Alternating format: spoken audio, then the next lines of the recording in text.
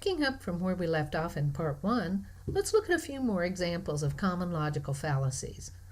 Here's example 2. See what you think. Here's another one. You can see on the screen before you that the argument is, hey, once your kids are watching cartoons, they're watching those toy commercials.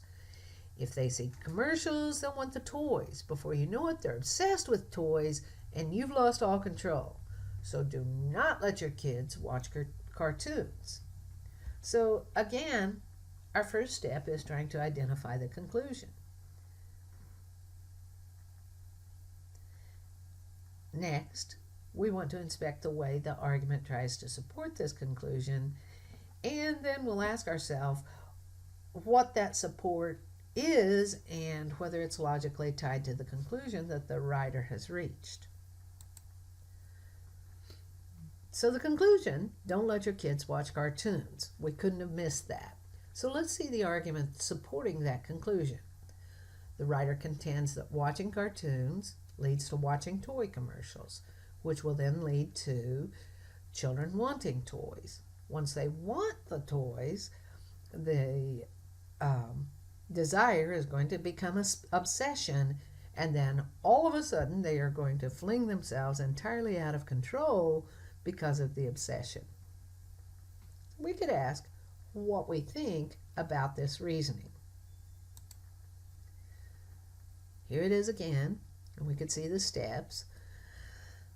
The implication here is that the only possible outcome is going to be children out of control. But a lot of things could happen, and it is hard to support the idea that in all instances, with all children, these particular steps will happen to cause this horrible outcome. Well, the writer is going to have to prove that those particular steps in the middle will happen in order for us to buy into this argument.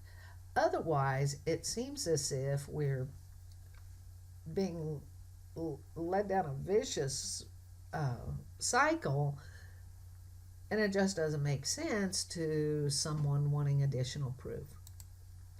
This particular type of fallacy is called a slippery slope. It's a tactic of showing a series of events, that each one more horrible than the one before it, till finally we're at something very drastic and terrible. In this case, watching commercials seems innocent enough, but the writer wants us to believe that that's going to cause parents to lose all control over their children. The slippery slope comes in implying that if we take one step in a particular direction, it's wipe out. It'll be all downhill from there. We'll slide down this slope to destruction. And so you can see that in this instance, there's no proof that those intermediary steps will happen. If there were proof, then it could become a good argument, but without that proof, it's merely a slippery slope.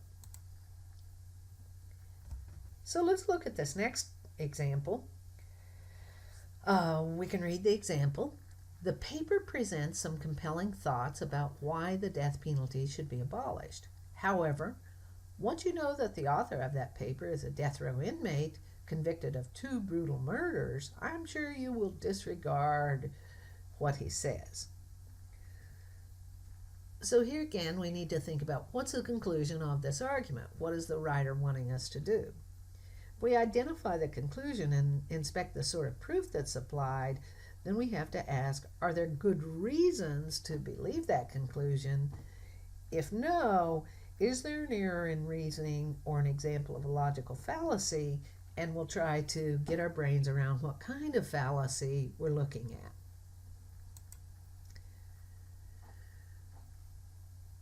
So the arguer's conclusion, what this person wants us to believe, that the death penalty should not be abolished, and arguments in opposition given by the paper in question should be discounted. But the premise that this person puts forth as to why we should dismiss the arguments offered in the paper is based on an attack of the author. The writer contends that because the author of the paper is a death row inmate, he's going to be biased and self-serving when he argues against capital punishment. That's probably true. The writer would be biased, but does this necessarily mean that the argument cannot be a valid argument?